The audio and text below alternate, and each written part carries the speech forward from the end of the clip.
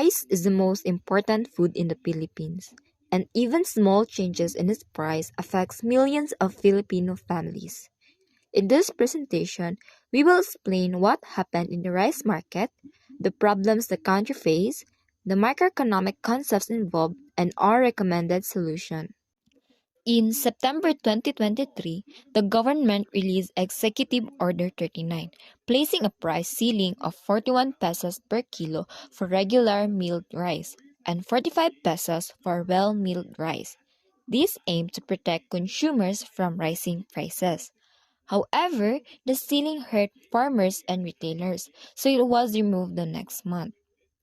In early 2025, the government declared a food security emergency. The National Food Authority released buffer stocks to prevent prices from rising further. At the same time, inflation slowed down and rice inflation dropped significantly compared to 2023. By mid-2025, rice prices stabilized at around 41 to 42 pesos per kilo, thanks to lower global grain prices and government efforts. The rice tariffication law also continued to shape the rice industry by replacing quotas with tariffs and supporting farmers through the Rice Competitiveness Enhancement Fund or RCEF.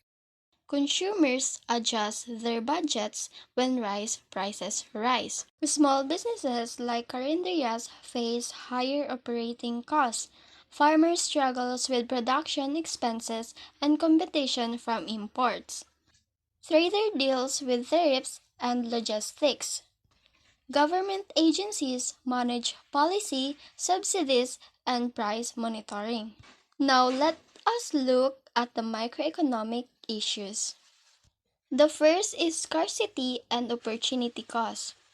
When rice becomes expensive, households give up another goods to afford it. Supply and demand also play a big role. Changes in local production and global supply shift the equilibrium price. Consumers and producer behavior changes based on price movements.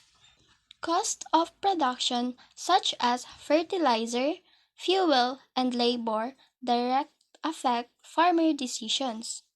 Finally, market structures and trade influence the price through the rice tariffication law. How can the Philippines keep rice affordable for consumers while still protecting farmers, ensuring stable supply, and supporting long-term production?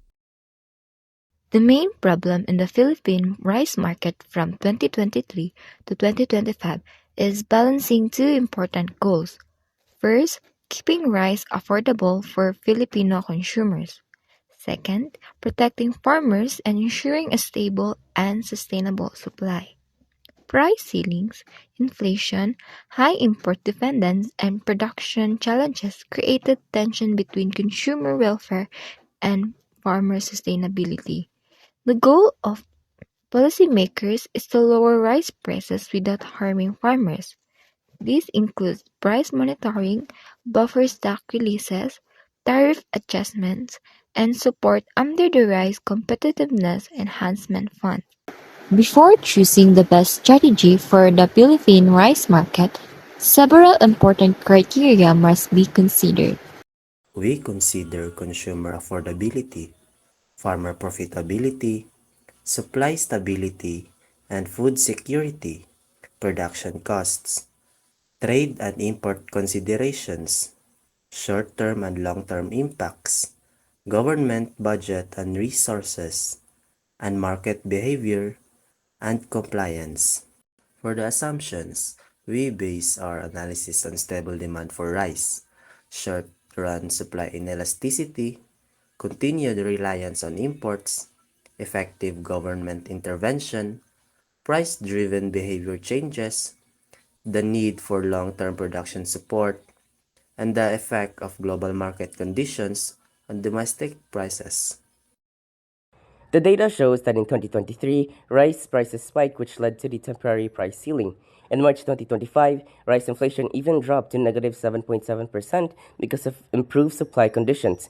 Imports reached about 4.78 million metric tons in 2024, which helped lower prices but affected local farmers. Government buffer stock releases in 2025 prevented prices from rising too quickly. Overall price stabilization in 2025 was due to both global and local farmers. Option comparison. We analyze four policy options. Option A focuses on high imports and low tariffs. This lower prices but harms local farmers. Option D uses buffer stocks and price monitoring, which work fast but only in the short term. The option C strengthens domestic production through RCEF programs, but results take longer to appear. The option D, the hybrid approach, mixes imports, buffer stocks, and domestic support, balancing short-term and long-term needs. We compared four policy options: high imports, buffer stock strategies, strengthening domestic production, and a hybrid approach. We selected the hybrid approach because it balances both short-term and long-term needs. Imports and buffer stocks stabilize prices quickly. RCEF programs and farmer support improve local productivity over time. This option reduces dependence on imports and improves food security. It is the only strategy that benefits both consumers and farmers at the same time. Effects in this hybrid strategy is followed. We expect stable and affordable rice prices because supply shocks can be controlled. Farmers will experience higher productivity and income because of better seeds, machinery, irrigation, and credit access. The country will rely less on imports as local production grows stronger. Overall, the rice supply will become more reliable and the rice sector will be competitive. The government should continue using a balanced strategy. Imports must be used carefully. Buffer stock management should be improved to prevent sudden price increases. Farmer support programs must continue, especially in mechanization, seeds, irrigation, and credit. Agencies must coordinate closely to ensure effective policy implementation. Long-term plans should focus on improving food security by boosting local production and modernizing the supply chain. In conclusion, the Philippine rice market shows the difficulty of balancing consumer needs, farmer welfare, and food security. The hybrid approach provides both immediate relief and long-term strength, making it the best strategy to support the country's rice sector from 2023 to 2025.